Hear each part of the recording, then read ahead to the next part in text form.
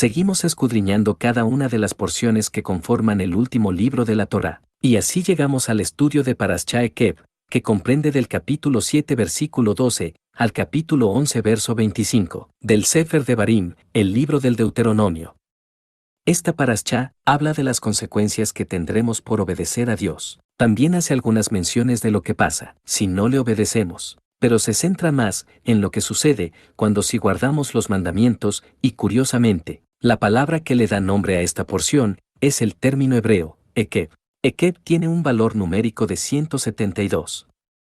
Y 172 son el número de palabras en hebreo que hay en los 10 mandamientos, por lo cual se trata de una porción muy clara y definitiva para hacer conciencia de cómo queremos que sea nuestra vida. Y para eso debemos de saber cómo canalizar nuestros pensamientos, palabras y acciones, para estar conectados con Dios todo el tiempo. Entre los temas que se tratan en esta porción, destacan los siguientes: las bendiciones por obedecer, recordando el milagro diario del sustento por medio del maná, la gratitud por los alimentos después de comer, la advertencia contra el orgullo, recordando las segundas tablas, la circuncisión del corazón, el uso de las filacterias, la repetición del Shema. Esta Parashá contiene muchas bendiciones, entre ellas, la recompensa por la obediencia, el juramento de Dios por salvarnos, no por merecimientos, nuestra liberación de la muerte y del mundo, aumentar nuestro amor y temor a Dios, la clave de educar a nuestros hijos en la Torá para asegurarles una vida buena. Esta Parashá también nos da regalos, como lo son todas las bendiciones necesarias para ser fructíferos, para que nunca nos falte nada, para tener éxito y prosperar en todo lo que hagamos, para llevar una vida equilibrada, para saber tomar decisiones, para tener salud, para tener libertad. Además, como regalo muy especial, nos enseña a amar y a temer a Dios y nos da la recompensa por educar a nuestros hijos en el conocimiento de la Torá. Bendecir los alimentos antes de comer. Al parecer es una buena práctica que nos ayuda a que aquello que comamos no nos caiga mal. Por eso, la Biblia dice, Marcos 16:18, y si tomaren cosa mortífera, no les hará daño. También bendecimos los alimentos, para que no falte de comer en nuestra mesa. Y volvemos a decir esto, parece ser una buena práctica, que nos han enseñado, pero veamos cómo lo hace el Mesías y un famoso apóstol. Mateo 26:26-27. Y mientras comían, tomó Jesús el pan, y bendijo, y lo partió, y dio a sus discípulos, y dijo, tomad, comed, esto es mi cuerpo. Y tomando la copa, y habiendo dado gracias, les dio, diciendo, bebed de ella todos. Hechos 27:35, y habiendo dicho esto, tomó el pan y dio gracias a Dios en presencia de todos, y partiéndolo, comenzó a comer. Entonces, realmente, esta buena práctica ¿consiste en bendecir los alimentos? Aunque hemos aprendido a orar antes de comer, lo cual no es malo, el mandamiento dice que la oración por los alimentos es después de comer y nos revela a quien se debe dirigir la bendición. Deuteronomio 8:10, y comerás y te saciarás, y bendecirás al Señor tu Dios por la buena tierra que te habrá dado. Ahí está el punto, no se bendicen los alimentos, porque los alimentos que tenemos cada día para comer son ya una bendición. En todo caso, se agradece tener esa bendición en la mesa, pero como lo vemos, también en el mandamiento, la oración se hace después de haber comido, a esto se le llama en hebreo, Birkat Hamazon, y cuando ya estamos saciados, se bendice a Dios. Es a Dios a quien tenemos que bendecir. Bendecir a Dios. Pero, si Él es el que da las bendiciones, ¿cómo podemos entender esto? Vamos desglosando lo que Dios dice, para poder entenderlo más claramente. Deuteronomio 8:1, cuidaréis de poner por obra todo mandamiento que yo os ordeno hoy, para que viváis y seáis multiplicados, y entréis y poseáis la tierra, que Dios prometió con juramento a vuestros padres. Como podemos ver, aquí se está hablando en singular, porque va dirigido a cada uno, de manera personal e individual, y dice, de poner por obra todo mandamiento, porque tu vida está enfocada en un solo mandamiento, y uno te lleva a otro, y el otro, a otro, y así, de uno en uno, te vas convirtiendo en observante de la Torá. Deuteronomio 8:2, y te acordarás de todo el camino, por donde te ha traído el Señor tu Dios, estos 40 años en el desierto, para afligirte, para probarte, para saber lo que había en tu corazón, si habías de guardar o no sus mandamientos. Hoy estamos guardando Shabbat. y estudiando Parashá, porque Dios ha visto todo lo que hemos vivido. Él ha estado atento a lo que hay en nuestro corazón, y Él sabe si en nuestro corazón está la voluntad verdadera de guardar o no sus mandamientos. Y aquí viene la clave de la oración por los alimentos, y la revelan Moisés y el Mesías por igual. Deuteronomio 8:3 y Mateo 4:4, no solo de pan vivirá el hombre, sino de toda palabra que sale de la boca de Dios. Esto nos enseña que todo lo que tenemos para comer tiene un origen divino, fue creado, y además, fue creado por la palabra de Dios, y todo lo creado responde a su creador. Por ejemplo, Israel tuvo hambre en el desierto, y Dios hizo llover maná, algo que nunca nadie había conocido antes. Esto nos enseña que bajo cualquier circunstancia, mientras nosotros guardemos la palabra de Dios, practicando lo que aprendemos en cada parashá, por su palabra, siempre tendremos el sustento y la provisión. Entremos de nuevo al mandamiento y veamos algo maravilloso. Deuteronomio 8:10, y comerás y te saciarás, y bendecirás al Señor tu Dios por la buena tierra que te habrá dado. ¿Cómo reacciona una persona cuando ha cocinado y le elogian sus platillos? Ofrece más.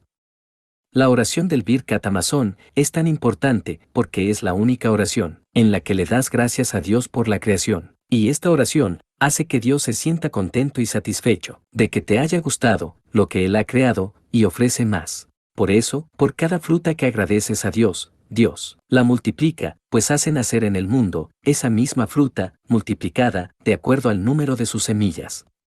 Regularmente queremos que Dios nos bendiga a nosotros. Pero, nosotros, ¿cuándo bendecimos a Dios?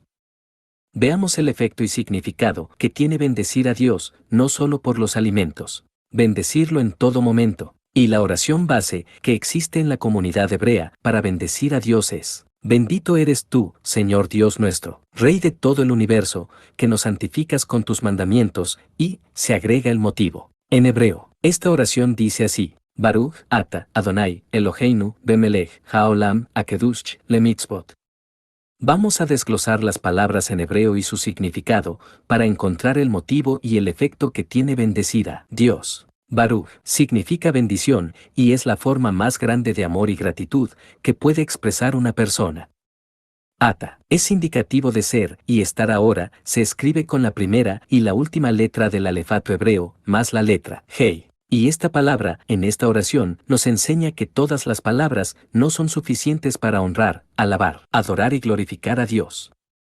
Adonai significa el Señor, uno de los nombres y atributos de Dios, que nos muestra que Él es todo en todo. Eloheinu nos indica que Dios es nuestro. Melech significa rey y nos indica que Él es el que gobierna. Olam es el universo y la eternidad. Kedush, del término Kadosh, que se refiere a la santidad y que en esta oración indica que nos escogió, nos apartó y nos tiene para Él. Mitzvot se traduce como mandamientos, se refiere a las sefirot, que son las emanaciones del alma de Dios.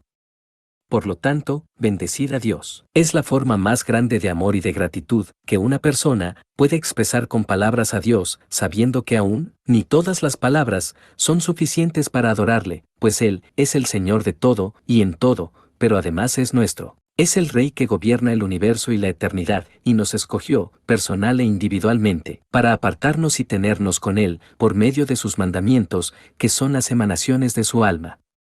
La palabra que le da nombre a esta parashá es el término hebreo, ekeb, que de entrada tiene que ver con el talón. Desde la profundidad de lo espiritual, esto es muy significativo, pues el padre de las 12 tribus de Israel es Jacob, cuyo nombre tiene su raíz justamente en la palabra ekeb, y además se le relaciona de este modo, porque al nacer tenía su mano agarrada al talón de su hermano Esaú. Por otra parte, está escrito en la profecía que la serpiente morderá a la simiente de la mujer en el talón. El talón es lo primero, con lo que hacemos conexión con la tierra. Comprender la importancia de esto nos permite entender que tener los pies bien puestos sobre la tierra nos permite trascender más allá de este mundo físico, para lograr una forma más elevada de vida y un estado espiritual inquebrantable. Por eso, el Mesías al orar por sus discípulos decía lo siguiente: Juan 17:15, no ruego que los quites del mundo, sino que los guardes del mal. Esto es así, porque es en este mundo donde debemos hacer correcciones, testificar de Dios y preservar la verdad, que es la Torá.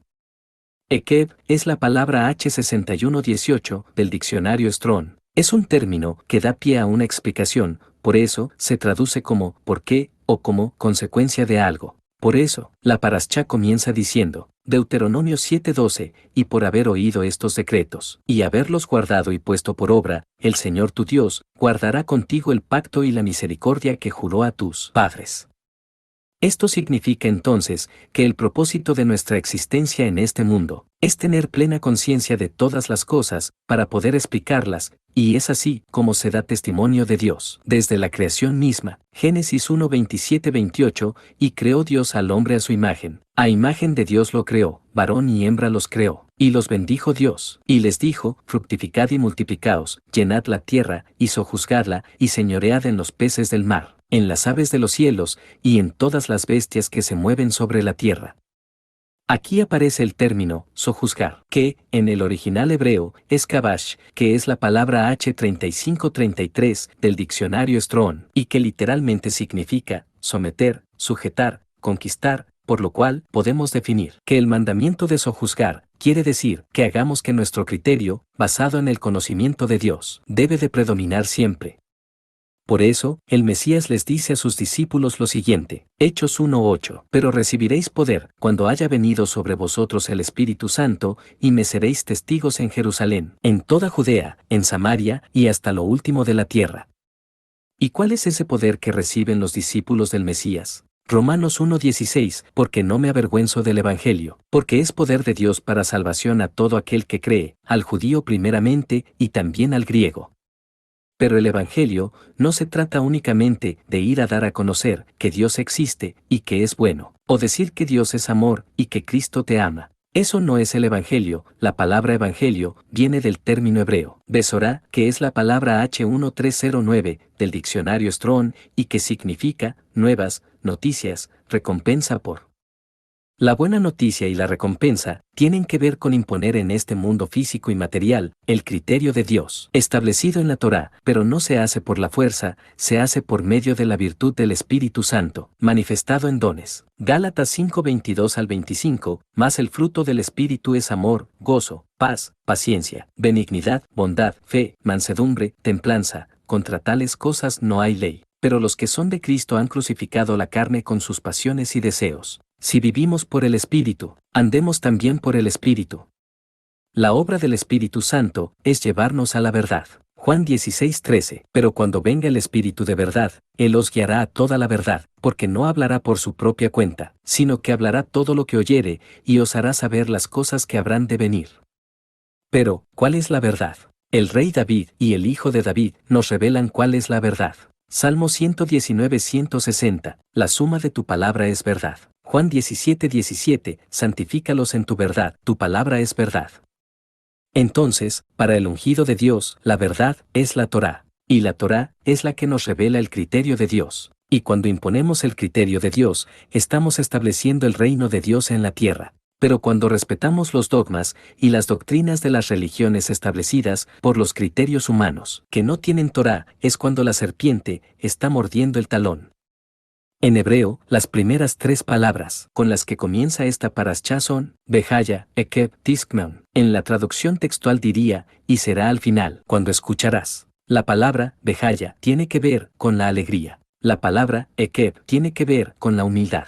La palabra Tishmeon tiene que ver con dejarse guiar. Con estas tres virtudes se trabaja para Dios, siendo humildes, no imponiendo nuestro propio criterio personal, y que nos dé alegría ser guiados por el criterio de Dios.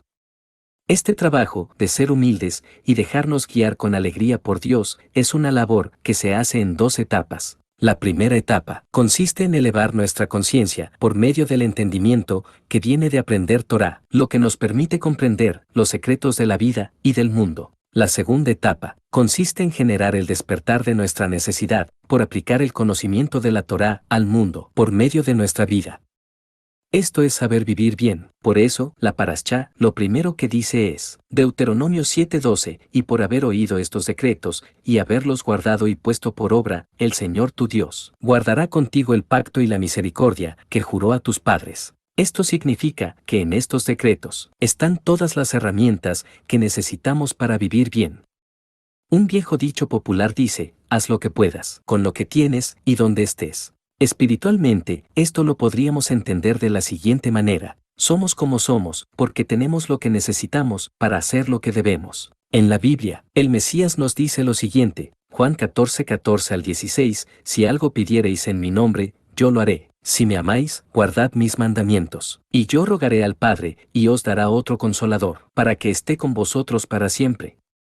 Es decir, que, si nosotros visitamos a un enfermo, o el enfermo viene a nosotros al decir, el na, refa, na la, esa persona enferma debe de sanar, porque así lo hacía el Mesías, y así lo hicieron después sus discípulos. Lucas 9:1-2. Habiendo reunido a sus 12 discípulos, les dio poder y autoridad sobre todos los demonios, y para sanar enfermedades.